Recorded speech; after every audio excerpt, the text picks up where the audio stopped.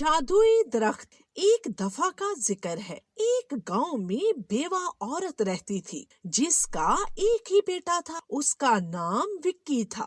وہ عورت لوگوں کے گھر کام کر کے اپنا اور اپنے بیٹے کا خرچ اٹھاتی۔ اب وہ بوڑھی ہو گئی تھی اور اس کا بیٹا بھی بڑا ہو گیا تھا۔ اب وہ لوگوں کے گھروں میں کام نہیں کر سکتی تھی۔ وہ روزانہ اپنے بیٹے سے کام پر جانے کے لیے کہتی، مگر وہ گھر پر پڑا سویا رہتا یا پھر محلے کے دوسرے آوارہ لڑکوں کے ساتھ بیٹھ کر باتیں کر کے گھر آ جاتا۔ اس کی ماں کو اب بہت فکر ہونے لگی، کیونکہ وہ کام پر اب جا نہیں سکتی تھی اور جو کچھ رقم اس نے اکٹھی کی تھی وہ بھی رفتہ رفتہ ختم ہونے لگی، اور اس کا بیٹا بہت کاہل اور سست تھا۔ وہ ماں کا بالکل کہنا نہیں مانتا تھا۔ ایک دن گھر میں کچھ بھی کھانے کو نہ تھا۔ ماں بھوک لگی ہے، مجھے کھانا دے دو۔ کم بخت، تجھے کھانا کہاں سے دوں؟ میرے پاس تو اب کوئی روپیہ دھیلا بھی نہیں رہا، سب کچھ ختم ہو گیا، اور تو نکما کسی کام کا نہیں، اب خود بھی بھوکا مر اور مجھ بڑھیا کو بھی بھوکا مار۔ ماں آج کچھ دے دے، پھر میں کام پر چلا جاؤں گا۔ کہاں سے دے دوں؟ ایسا کر، یہ بکری گھر میں رہ گئی ہے، اس کو بیچ کر گھر کا سودا لیا، کچھ دن تو نکل ہی جائیں گے۔ وکی بکری کو ساتھ لے کر چل پڑتا ہے اور اس کو راستے میں ایک بوڑھا شخص ملتا ہے۔ واہ، کیا خوبصورت بکری ہے، کیا تم یہ بکری مجھے دے دو گے؟ ہاں ہاں دوں گا، کیوں نہیں، لیکن کیا تم مجھے بدلے میں کیا دو گے؟ پیارے لڑکے، میرے پاس اور تو کچھ نہیں مگر یہ جادوئی بیج ہیں، یہ لے لو۔ جادوئی بیج؟ مگر میں ان کا کیا کروں گا؟ پیارے لڑکے، تم میرا اعتبار کرو، یہ جادوئی بیج تم کو بہت کچھ دے سکتے ہیں۔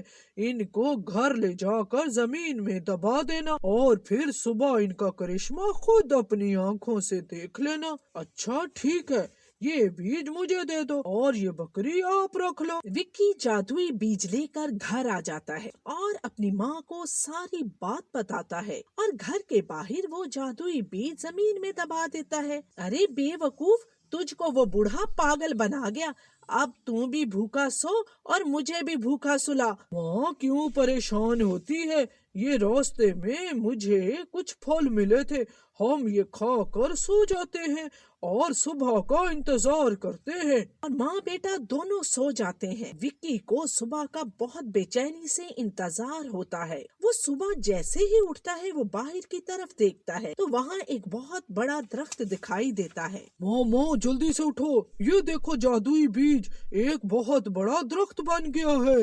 ارے یہ تو کمال ہو گیا، اگر اس پر تو کوئی پھل بھی نہیں لگا، اس درخت کا کیا کریں گے ہم؟ ماں اس جادوئی درخت پر ضرور کچھ ہوگا، میں اوپر چڑھ کر دیکھتا ہوں۔ ہاں دیکھ ذرا اس کے اوپر کیا ہے، لیکن دھیان سے جانا بیٹا، یہ درخت تو آسمان سے باتیں کر رہا ہے، کہیں نیچے نہ گر جانا۔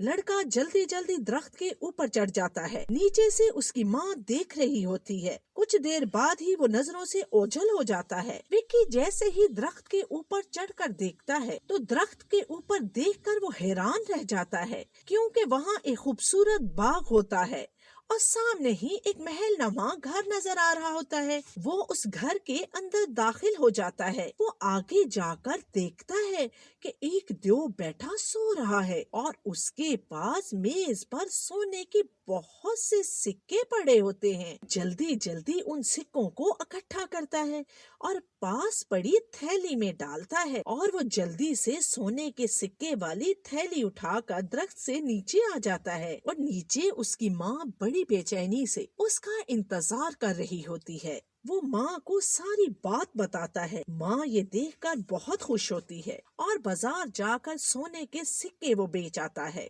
اور اس سے وہ اپنے اور ماں کے لیے بہت سی کھانے کی چیزیں لے آتا ہے، اور باقی پیسوں سے وہ اپنے گھر کی بہت ساری دوسری نئی چیزیں لاتا ہے۔ اب ان کی زندگی بالکل ہی پہلے سے بدل جاتی ہے۔ کچھ دنوں بعد ہی سب کچھ ختم ہونے لگتا ہے تو وکی دوبارہ اپنی ماں سے درخت پر چڑھنے کو کہتا ہے۔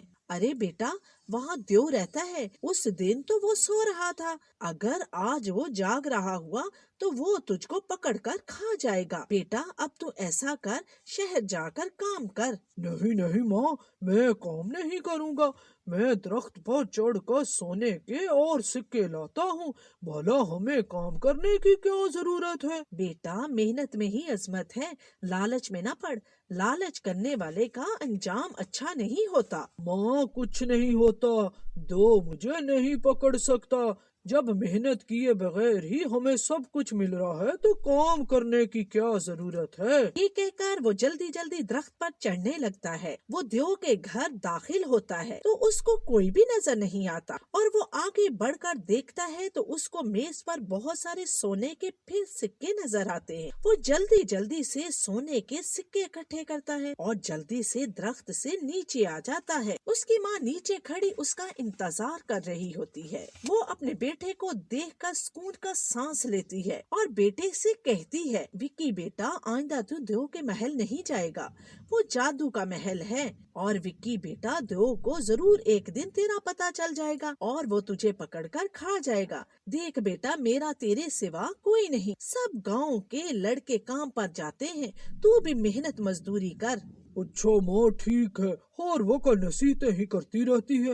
अब मैं शहर जाकर इनको बेच आता हूँ। कुछ दिन तो बहुत मजे के गुजरेंगे। वो शहर जाकर उन सोने के सिक्कों को बेच आता है और अपने घर फिर से बहुत सारा सामान लेकर आता है। कुछ दिनों बाद सब कुछ फिर खत्म हो जाता है और वो अपनी माँ को बताए बगैर ही दरख्त पर चढ़ जाता है। जैसे ही वो दरख्त पर चढ़कर ऊपर जाता है तो महल में उसको फिर कोई नजर नहीं आता, तो वो खुश हो जाता है। जैसे ही वो सिक्के इकट्ठे करने लगता है, उसको पीछे से देव के कदमों की आवाज सुनाई देती है। वो डर जाता है और भागने की कोशिश करने लगता है कि देव की नजर उस पर पड़ती है। तो तू है जो मेरे सोने के सिक्के चुरा कर ले जाता है। तेरे ही इंतजार में था। आज तू जिंदा बचकर नहीं जाएगा। मैं तुझको कच्चा खा जाऊंगा। विक्की डर कर जल्दी से दरवाजे की तरफ भागता है और दरवाजे से जल्दी जल्दी नीचे आने लगता है। देव भी उसको पकड़ने के लिए दरख्त से नीचे उतरने लगता है। विक्की जल्दी से नीचे उतरता है और अपनी माँ को आरी लाने को कहता है और खुद भी आरी लेकर दरख्त काटने लगता है। वो जल्दी जल्दी माँ बेटा दरख्त काट देते हैं तो वो देव नीचे दरिया में गिर जाता है और डूब जाता है। जादुई दरख्त भी हमेशा के लिए खत्म हो जाता है। विक्की अपनी माँ को परेशान देखकर माफी मांगता है और आइंदा से काम करने का वादा करता है।